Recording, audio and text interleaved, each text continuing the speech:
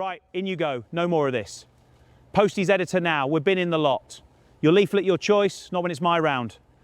Take back control, more like take back my time. Let's get the obvious out of the way first. You don't have to agree with Reform UK. You don't have to like them. You don't have to read their leaflets, frame them, or use them as bedtime stories. But if you're paid to deliver post, you don't get to edit it. The incident, small act, big signal. A Royal Mail postman reportedly binned political leaflets from Reform instead of delivering them. On the surface, it's one person, one round, one bin, but zoom out a notch and it becomes something else. A public service worker deciding mid-shift, yeah, this message doesn't make the cut. That's not delivery, that's curation. And nobody signed up for a postie turned editor-in-chief. Job description versus personal opinion. Here's the clean line. Personal opinion, free, protected, yours. Job role, defined, paid, not optional. If your role is to deliver mail, your job is simple. Envelope goes from A to B. No commentary, no political filtering, no I'll spare them this one.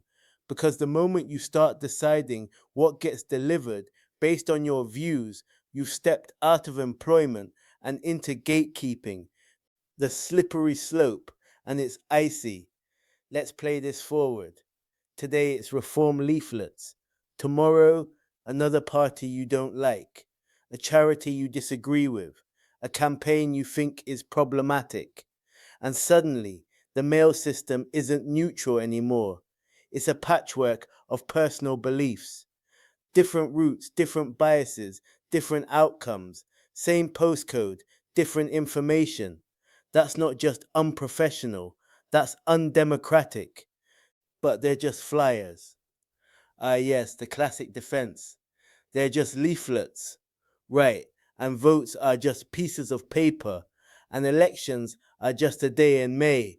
The entire point of political campaigning is that people receive information and decide for themselves.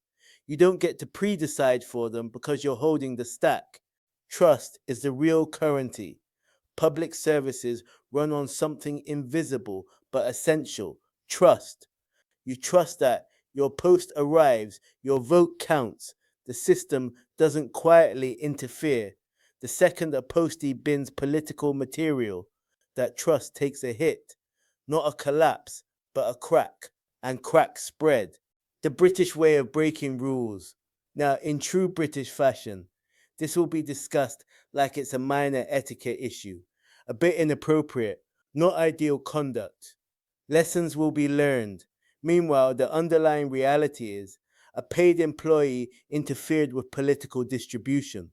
That's not a manners problem, that's a standards problem. Freedom of expression for everyone, not just you.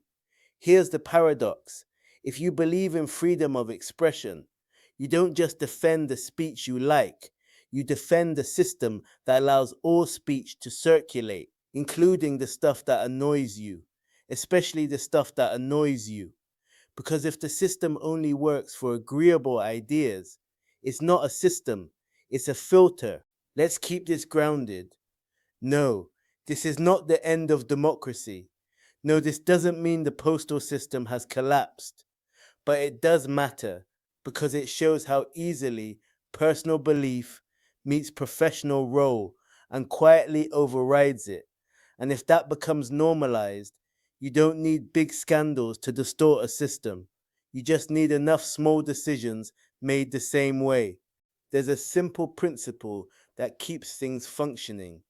You do the job you're paid to do, not the job you wish it was, not the job that aligns with your views, the actual job. And in this case, the job is not deliver the mail you agree with, it's deliver the mail, all of it. Because the moment you start picking and choosing, you're not just skipping a leaflet, you're rewriting the rules quietly, individually, without permission. And systems don't break because someone storms the gates. They break because enough people decide in small moments This bit doesn't apply to me. So no, you don't have to support Reform UK. You don't have to like what's on that flyer. Royal Mail workers need to do their jobs and deliver all mail or quit. Your opinion on the rhetoric included within the mail is not your business.